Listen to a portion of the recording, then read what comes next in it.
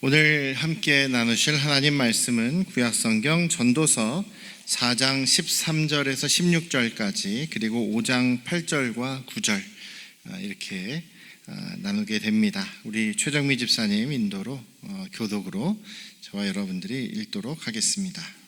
네, 제가 먼저 봉독하겠습니다. 가난하여도 지혜로운 젊은이가 늙고 둔하여 경고를 더 받을 줄 모르는 왕보다 나으니 그는 자기의 나라에서 가난하게 태어났을지라도 감옥에서 나와 왕이 되었음이니라. 내가 본즉 해 아래에서 다니는 인생들이 왕의 다음 자리에 있다가 왕을 대신하여 일어난 젊은이와 함께 있고 그의 치리를 받는 모든 백성들이 무수하였을지라도 후에 오는 자들은 그를 기뻐하지 아니하리니 이것도 헛되어 바람을 잡는 것이로다. 너는 어느 지방에서든지 빈민을 학대하는 것과 정의와 공의를 짓밟는 것을 볼지라도 그것을 이상히 여기지 말라. 높은 자는 더 높은 자가 감찰하고 또 그들보다 더 높은 자들도 있음이니라. 모든 사람을 위하여 있나니 왕도 밭의 소산을 받느니라. 아멘. 할렐루야. 네, 오늘도 우리 아버지 하나님의 크신 그 은혜와 그 변함없으신 사랑이 또 여러분과 함께 하시기를 주님의 이름으로 축원합니다. 전도서를 계속 나누고 있습니다. 세상에 돌아가는 일을 보면 참 모든 것이 헛되어 보이고 허무해 보인다.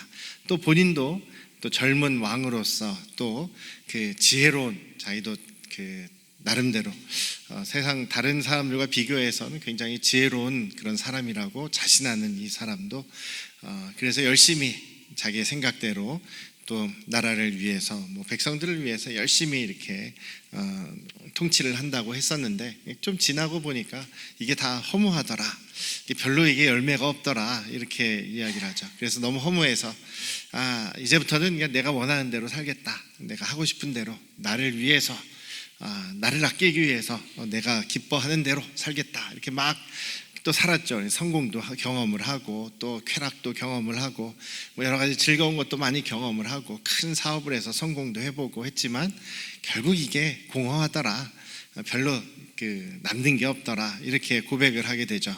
참 허무하다라고 하다가 원래 자신의 그 믿음이 있었던 하나님을 다시 생각을 하게 되죠. 이 때가 있구나. 심을 때가 있고 거둘 때가 있고 모든 것이 다 때가 있는데 이게 내가 하는 것이 아니라 내 힘으로 되는 것이 아니라 하나님께서 주관하시는구나, 하나님께서 모든 만물의 주인이시구나, 이것을 확실하게 다시 깨닫게 되죠. 그래서 하나님께서 주관하고 계시니까 내가 오늘 하루 하나님께서 나에게 주신 것에 대한 것을 감사하면서 오늘 하루 만족하면서 또 그렇다고 해서 그냥 퍼져 있는 것이 아니라 내가 할 수 있는 최선의 일을 하면서 열심히 사는 것이 우리에게 있어서 최선이구나라는 그런 생각을 하게 되죠. 그렇게 이제 좀 깨닫게 됩니다. 하나님께서 주인이시고 하나님께서 내가 하는 일에 대해서 합력하셔서 하나님께서 이루시는구나라는 것을 깨닫게 됐는데 여전히 세상을 보면, 여전히 사람들을 보면 허무하게 살아가는 그런 그 바람처럼 그냥 헛되게 살아가는 그런 모습을 또 이제 볼 수밖에 없다라는 얘기를 합니다. 그래서 이제 지난주에는 그 관계에 대한 얘기, 혼자 아무리 자기가 주변 사람들을 위해서, 가족들을 위해서 열심히 한다고 하는데도 나중에 돌아보니까 내 주변에 남아있는 사람이 없더라. 더 많이 가졌는데 더 가지려고 아둥바둥하던 사람, 오히려 내가 가진 게 없다고 절망하면서 아예 아무것도 안 하려는 그런 사람도 다 헛된 삶을 살고 있는 그런 모습이다라고 이야기를 했죠. 오늘도 뭔가 헛된 그런 모습을 이 세상에서 볼 수 있다. 이것은 그 현상을, 우리 사회에서 일어나는 그런 현상을 이야기하는 것 같아요. 이분이 직접 경험하고 직접 목격한 것을 지금 이야기를 하고 있는데 오늘 말씀을 보시면 4장 13절에 두 종류의 사람이 등장을 하죠.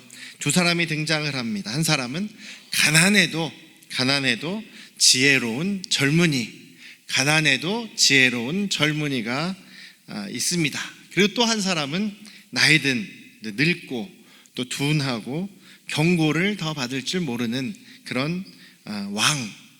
왕인데 이제 나이가 많이 들으셨어요. 그러다 보니 이제 다른 사람들의 조언이나 다른 사람들의 의견을 좀 귀찮아하는 그런 사람이라는 거죠.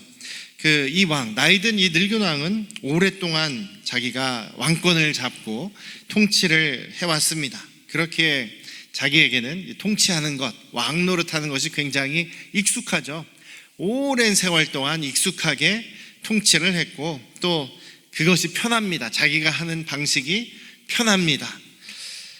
또 그것을 이제 그러다 보니 자기가 수십 년간 해왔던 통치의 방향이라든지 통치의 내용이라든지 이런 거 바꾸는 거를 좋아하지가 않아요. 바꾸는 게 귀찮기도 하고 불편하기도 하고 또 신경 쓰이기도 하고 그러다 보니까 변화, 개혁 이런 말을 좋아하지 않는 것이죠. 불편합니다. 그러면서 자기가 지금 가지고 있는 안정되게 가지고 있는 이 기득권이 또 상처가 나는 일이다라고 생각할 수가 있죠. 그래서 변화를 싫어합니다. 이 늙은 왕뿐만 아니라 그 왕 주변에 있는 그런 신하들이나 관리들도 마찬가지예요. 왕 밑에서 이제 함께 이익을 보면서 나라의 그런 중심된 사람들도 변화를 싫어하는 모습이라는 거죠. 근데 여기에 있는 이 젊은 사람, 지혜로운 젊은 사람은 이제 변화를 이제 이야기하는 그런 사람이겠죠. 그래서 옛날이나 요즘이나 비슷한 것 같아요. 변화를 사람들이 싫어하죠. 젊은 사람들일수록 뭔가 변화, 뭔가 바뀌는 것, 개혁 이런 것들을 이야기를 합니다. 지금 이 모습을 지금 이야기를 하는데 이 젊은 사람이 그래서 결국은 왕이 됩니다. 이 나이든 왕의 다음에 왕이 됩니다. 근데 이 왕은 이 젊은 사람은 지금 이 나라에서 14절에 보시면 그 나라에서 가난하게 태어났습니다. 그리고 또 감옥까지 갔다 왔다는 거예요. 이 감옥을 누가 보냈냐면 이 늙은 왕이 보냈다는 거죠. 이 늙은 왕이 가둬버린 겁니다. 그러니까 이게 약간은 솔로몬과 이제 여로보암을 좀 약간 생각해 보시면 좀 이렇게 이해가 더 쉽게 될 수도 있겠어요. 이제 개혁을 부르짖고 또 변화가 있어야 된다. 왕이 잘못한다. 이렇게 지적을 했더니 왕이 미워서 싫어서 그 사람을 잡아서 감옥에 넣었다는 거죠. 근데 감옥에 갔다 왔지만 이 사람이 지지를 받습니다. 많은 백성들의 또 인기를 얻고 해서 이 사람이 이 나이든 왕의 다음에 이제 왕이 되었다라는 지금 이야기가 여기 나와 있는 거예요. 근데 여기서 어쨌든 이 두 종류의 사람들을 이야기하는 것은 세대 간의 갈등을 이야기하는 걸 수도 있죠. 세대 간의 또 계층 간의 갈등의 요소들이 벌어지는데 변화를 추구하는 사람, 또 아니다 지금 이대로가 좋다 이런 것들을 고수하려는 사람, 그런 갈등은 옛날에도 있고 여기도 있고 정치적인 그런 데 대해서만 있는 것도 아니고 가정에서도 교회에서도 이런 갈등들은 굉장히 많이 있지 않냐라는 것이죠. 목회 현장에도 그런 갈등들이 있습니다. 제 친구 목사가 있었는데요. 목사님 아들입니다. 장로교 목사님 아들로서 이제 장로교회에서 자란 친구인데 본인은 우리 침례교단 목사가 됐어요. 그래서 아버지가 불렀습니다. 목사를 불렀어요.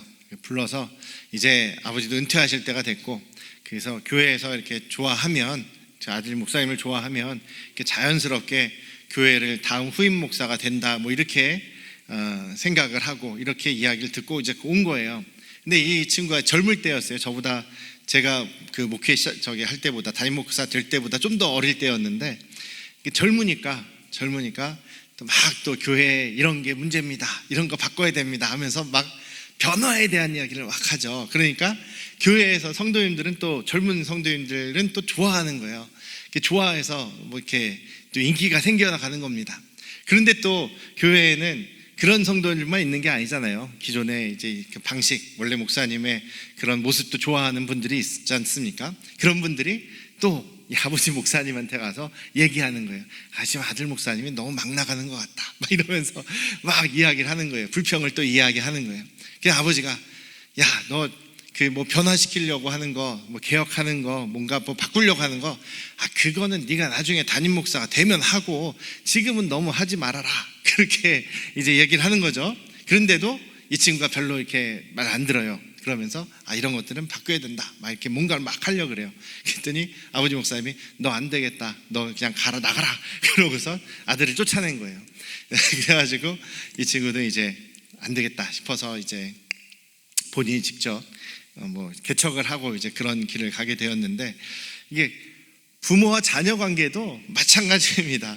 이렇게 변화, 뭐 개혁 이런 것들 뿐만 아니라 이건 이제 단순한 한 예고, 갈등이 있을 수가 있죠. 다른 것 때문에, 또 생각이 다른 것 때문에 갈등이 있을 수 있습니다. 근데 문제는 이런 갈등이 서로의 그런 뭐랄까요, 그 이제 갈라서는 그 가족 관계에서도 사이가 완전히 깨어져 버리는, 가족 관계가 무너져 버리는 그런 일들로 이렇게 번져 버리는 것이 문제라는 것이죠.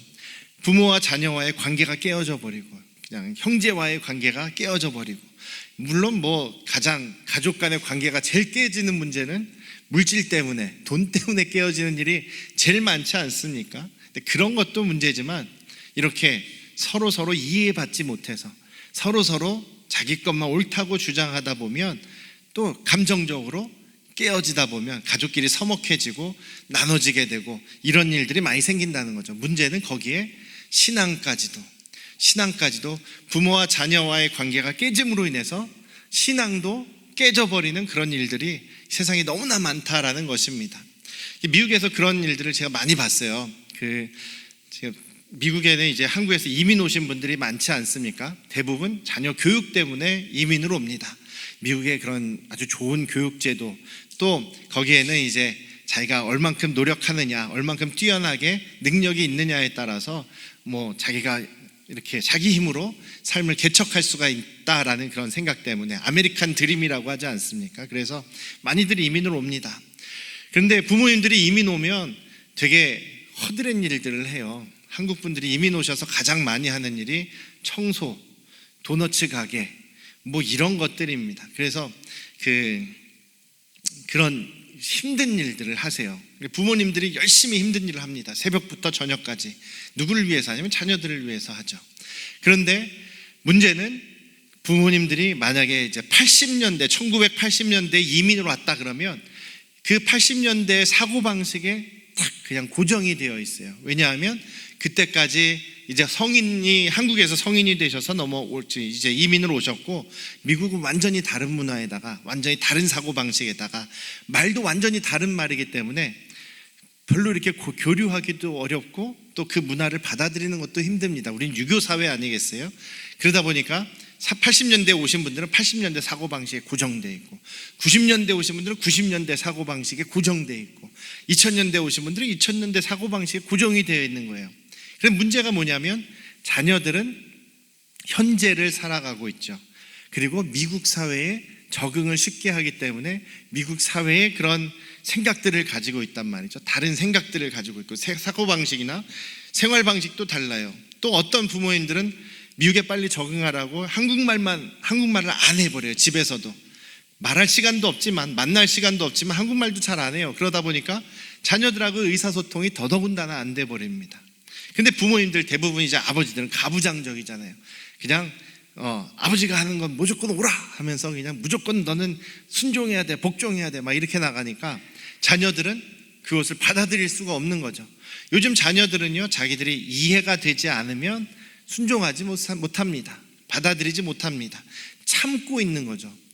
어떤 한 가정이 있었는데요. 이 가정은 이제 고등학교 때까지는 그냥 부모님 말씀에 순종하는 것처럼 보이면서 이렇게 자라났어요. 대학생이 되자마자 집을 떠나게 되고, 거기에서 학교를 잘 다니는 줄 알았더니 아니, 자기는 한국으로 돌아가겠대요. 혼자 한국으로 돌아가 버렸습니다. 거기에는 이제 친척들이 있다니까 그래도 나 친척들이랑 살 거라고, 친척 집에서 살 거다, 삼촌 집에서 살 거다 이러면서 갔어요. 그런데 한국에 간 지 얼마 안 됐는데 이 아들이 신천지에 빠졌다는 거예요. 신천지 2단에 빠졌다는 거예요. 2단에 빠져가지고 지금 집안이 발칵 뒤집혔죠. 아니, 자기가 미국이 힘들다고 한국 간 줄 알았더니 거기서 신천지에 빠져 이놈 잡히기만 해봐라 해서 잡으려고 왔죠, 부모님들이. 돌아옵니까? 신천지에 한번 빠지면 깊이 빠지게 돼서 집에도 안 들어오려고 그러고 거기서 합숙한다 그러고 이제 부모님하고 인연 끊는다 소리하고 막 그런 소리 합니다. 처음부터 이 사람이 이단에 빠지려고 작정하고 이단이 좋아서 처음부터 들어간 사람이 아무도 없거든요. 이 친구의 경우는 거기 신천지 사람들이 자기를 이해해 주더라는 거예요. 자기를 이렇게 항상 품어주더라는 거예요. 자기를 항상 격려해 주더라는 거예요. 자기가 어떤 말을 해도 다 받아주더라는 거예요. 그러니까 부모님께 받지 못한 느낌을 신천지에서 받았다는 거죠. 지금 부모님과 함께 다녔던 교회에서 받지 못한 그 사랑을 신천지에서 받았다는 거예요. 그러니까 나는 여기가 좋사오니 여기가 내 집이다 하면서 거기에서 안 나오려고 하는 거죠. 어쨌든 우여곡절 끝에 이 친구가 다시 집으로 돌아왔습니다. 그동안 그 과정이 생략됐지만 이 부모들이 얼마나 마음고생을 많이 했겠습니까? 자기도 우리 이 아들 사랑한다고 사랑한 건데 이게 전해지지 않았고 감정에 골이 깊어서 갈라져 버렸으니 얼마나 마음이 아팠겠느냐라는 거죠. 그래서 이 아버지가 이 아들이 돌아온 다음에 무릎 꿇고 사과를 했대요. 아들한테 내가 그동안 너무 잘못했다. 내가 그동안 너를 너무 몰라줬다. 내가 그동안 아버지라고 너무나 너를 찍어 누르기만 했다. 내 미안하다라고 하면서 정말 아들한테 무릎 꿇고 진심으로 사과를 했다는 거예요. 그러자 그 아들도 울면서 변하게 되고 아버지를 받아들이게 되고 다시 신앙으로 돌아오는 그런 예가 하나 있었답니다. 그러니까 미국에 이단이 굉장히 판을 칩니다. 그래서 사람들은 막 거기서 교회들은 그러니까 이단에 빠지지 말아라 교육도 하고 막 세미나도 많이 하고 막 청년들 젊은 사람들한테 이단은 절대 가지도 말고 눈도 돌리지 말라고 하는데 그런다고 안 빠집니까? 문제는 가정에서의 관계가 이제 부모님들 세대와 자녀 세대의 관계가 문제가 된다라는 거죠. 그래서 관계에 있어서 가장 중요한 것은 소통이거든요. 소통, 대화가 통해야 되고 공통의 관심사를 가지고 함께 이야기해야 되고 우리 기성세대는 다음 세대 우리 자녀들이라고 해서 내 아들 딸이라고 해서 무조건 내 말을 따라야 돼, 무조건 부모의 말에 순종해야 돼, 이게 아니라 이해시켜야 되는 거예요. 이해. 우리 자녀들은 이해가 안 되면 순종하지 않습니다. 근데 이해가 되면 순종하는 거예요. 미국의 부모님들이 이거 하나는 저는 되게 좋게 본 게 있어요. 애들 때리지 않습니다. 물론 흑인 부모님들은 막 길거리에서도 막 때리고 그러는데 백인들은 보니까 절대로 때리지 않아요. 근데 계속 이야기를 합니다. 더운 여름에도 애가 잘못을 했어요. 정말 잘못을 했어요. 그러면 길에서 뭔가 잘못을 했어요. 그럼 애를 딱 붙잡아 놓습니다. 엄마도 같이 앉아요. 눈높이를 맞추고서 계속 설명을 하는 거예요. 너 이것은 잘못한 거다. 이거 왜 잘못했냐면 이러이러해서 네가 잘못한 거다.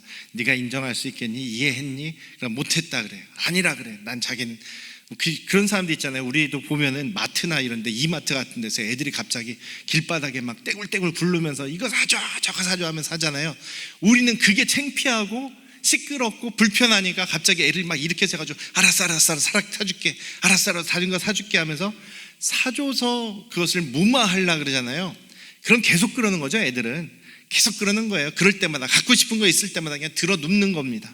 근데 미국 사람들은 절대 그렇게 하지 않아요. 딱 걔를 붙잡아서 이렇게 세우고 이야기합니다. 여기 사람들이 이렇게 많은 공공장소에 너 혼자 있는 것이 아닌데 그렇게 소리를 지르고 때를 쓰고 누워버리면 그러면 다른 사람들에게 방해가 되지 않니? 다른 사람들에게 이거는 폐를 끼치는 거 아니니? 이러면서 계속 설득을 합니다.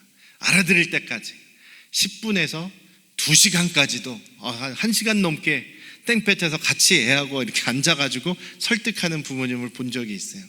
그러니까 애들이 말을 듣고 절대로 그렇게 문제 행동을 그 다음부터는 하지 않는 거죠. 그래서 우리도 신앙생활을, 우리의 목표가 신앙을 전수하는 것 아니겠습니까? 제자를 삼는데 멀리 나가서 제자를 삼는 것도 중요하지만 가까이 있는 우리 자녀들부터 제자 삼아야 되죠. 우리의 믿음을, 우리의 신앙을 전수해야 되죠. 그런 데 있어서 가장 중요한 것은 관계입니다. 소통이 돼야 되고 막히지 않는 친밀한 관계가 돼야 되는 거죠. 그런 상황에서 가장 중요한 것은 서로 이해시키고 서로 대화하고 서로 감정이 연결되어 있는 것이 중요한 거죠. 단절, 세대 간의 단절이라는 말이 요즘에 너무 많이 나옵니다. 여기도 마찬가지, 성경도 마찬가지고요. 그래서 좋은 것은 가능하면 우리 모든 원래는 통합 예배를 자주 하려고 했어요. 그때 한 말씀을 같이 자녀들하고 우리 어른들하고 같이 나누지 않습니까? 같이 듣죠. 그러면 집에 가서 식사 시간에 자녀들하고 오늘 말씀이 어떻게 너는 들었니? 목사님 말씀 어렵지 않았니? 너에게 잘 전달된 말씀은 어떤 얘기니?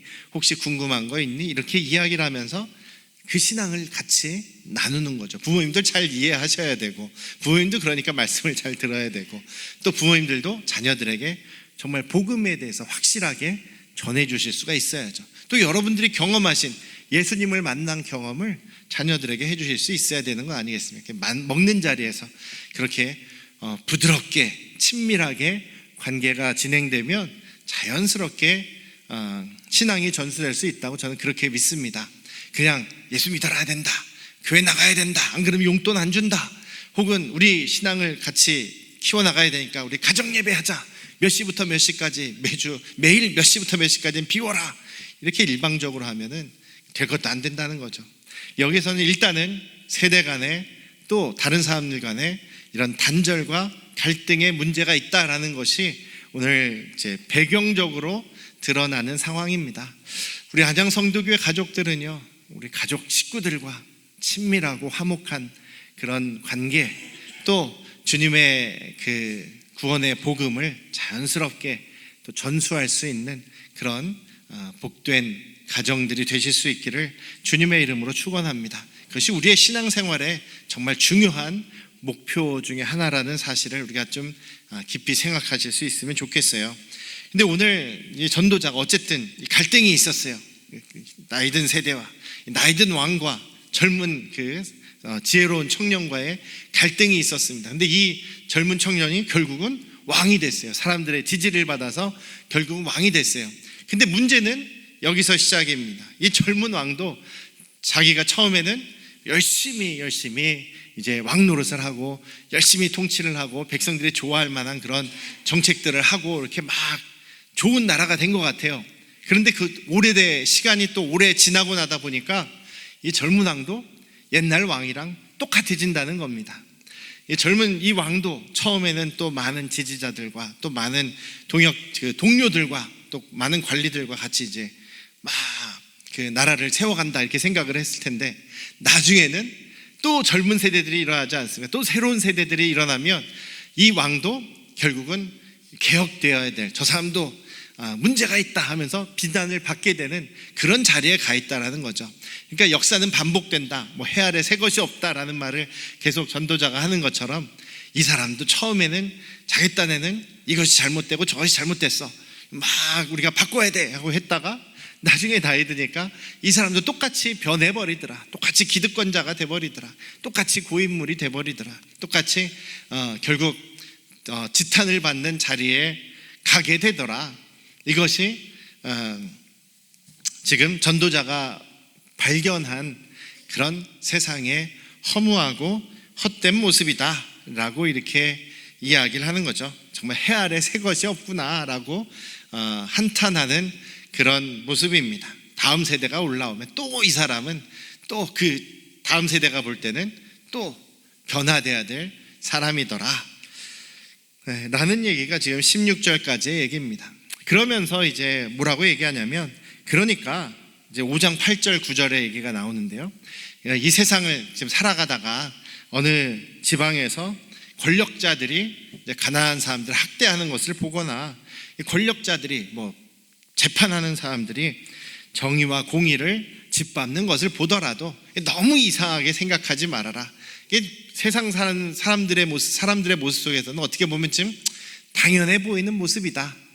그렇지만 왜냐하면 그 사람이 지금 이 권력자가 되게 악해 보이지, 그 사람은 또 그 위에 사람의 영향을 받고 있고, 또 그 사람은 또 그 위에 사람의 영향을 받고 있고, 이게 먹이사슬처럼 이렇게 그 악함이 쭉 올라간다는 얘기죠. 결국 왕까지 올라간다, 그런 얘기입니다. 왕부터 해서 밑에 내려오는 그런 권력자까지 다 그 사람이 그 사람이고, 결국은 이게 다람쥐 쳇바퀴 돌듯이 계속 뭐 변한다고 해도 그게 그거다, 해 아래 새 것이 없다, 이런 얘기를 합니다. 땅의 소산물, 구절에 있는 모든 사람들이 땅의 소산물을 위해서 있습니다. 땅의 소산물을 얻기 위해서 열심히 일합니다.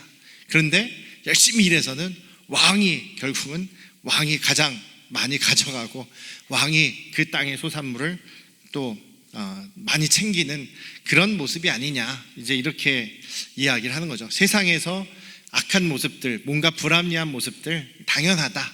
왜냐하면 세상은 악하기 때문에, 세상은 죄가 관영하고 있기 때문에, 또 사람들은 누구나 자기의 이익을 위해서만 살아가기 때문에 라고 이렇게 이야기하는 거죠. 그러면 소망이 없느냐? 그렇지는 않다는 거죠.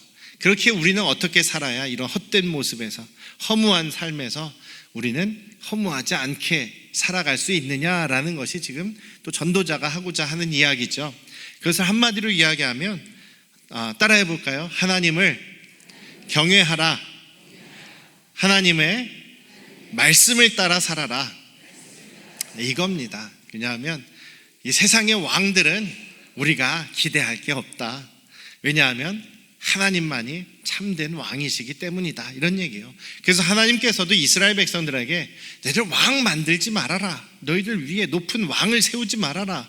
왜냐하면 왕은 다 썩었다, 다 자기들 원하는 대로 할 것이고, 너희들에게서 다 뜯어낼 것이고, 너희들 힘들게 그냥 전쟁에 내보낼 것이고, 왕은 뒤에서 편하게 살 것이다.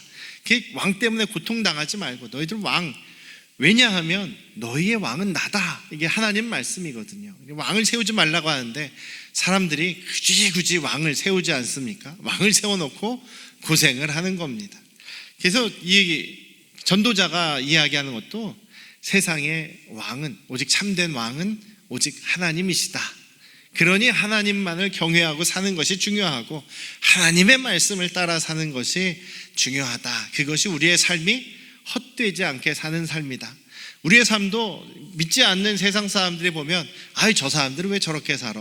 저 교회 다니는 사람들, 예수 믿는 사람들은 왜 저렇게 살아? 하고선 되게 우리를 어리석게 볼 수도 있고 미련하게 여길 수도 있습니다. 그렇지만 결국에는 우리는 영원한 생명과 영원한 하나님 나라를 유업으로 받는 그런 믿음의 또 열매를 맺는 삶을 살게 되는 것이기에 우리는 전혀 헛되거나 허무하지 않은 것이죠.